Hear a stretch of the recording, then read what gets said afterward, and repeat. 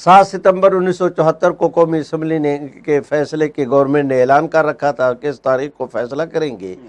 उससे 2-3 दिन पहले कराची से लेकर खैबर तक टेलीफोन की डायरेक्टरी उठाकर उनसे पता जात तलाश करके बिला मुबालगा लाखों की तादाद में पूरे पाकिस्तान में कादियानियों ने खत भेजे और उस खत के अंदर उन मुसलमानों को खत भेजे और टेलीफोन की डायरेक्टरियों से पते तलाश करके अपने मुरब्बियों को कहा कि तुम्हारे इलाके में जिन मुसलमानों को जानते हो उनको भेजो, फलां को भेजो, फलां को भेजो। एक मुहिम के तहत में बिला मुबालगा लाखों की तादाद में खतूत भेजे कि अल्लाह रब्बुल इज़्ज़त के जो है वो अपना वो खुदा की फ़ौजें वो आ रही है, तुम्हें फ़तह होगी, फ़तह के झंडे लहराएंगे, मैं तेरी तबलीग को दुनिया के किनारों तक पहुँचाएँगा।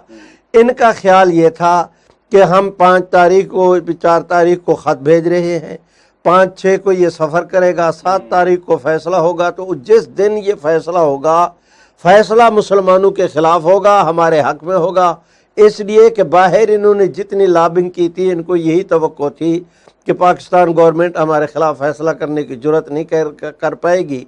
जितनी सुपर पावर ताकतें हैं, हमने उनका वोट अपने हक़ में ले लिया है और उन पर दबाव डलवाया। तो फैसला अब ये ख़त जाएगा कि फ़ौजें आ रही है, अगले दिन फैसला मुसलमानों के ख़िलाफ़ होगा तो मुसलमान डिसहार्ट होंगे। तो ये जिस वक्त उनको ख़त मिलेगा तो हमारे लिए जो है वो एक मौका पैदा हो जाएगा कि देखो मिर्ज़ा ग़ुलाम अहमद कादियानी की फ़लाँ बात सच्ची हो गई। तो इस तरह करने के लिए आखिरी वक्त तक ये ज़ोर लगाते रहे। जब देखा कि फ़ैसला हमारे ख़िलाफ़ आ गया है, अब बाद अज़ मर्ग वावेला करना शुरू कर दिया कि असम्बली को किसी फ़ैसले करने का इख्तियार नहीं।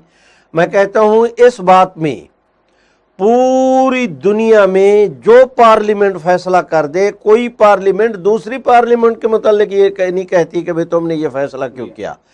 कोई एक दुनिया के मुल्क ने ये नहीं कहा कि तुम्हें ये जो है वो फैसला करने का इख्तियार नहीं था।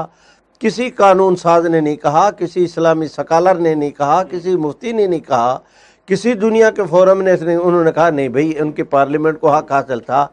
ये एक ऐसी बात कह रहे हैं कि पूरी दुनिया में से किसी भी फोरम का कोई एक आदमी भी इनके साथ नहीं है और इसके बावजूद भी समझते हैं कि हम ये सवाल करके तीर मार रहे हैं। तो फिर हवाओं में तीर चलाने का तो हर एक को हक हासिल है।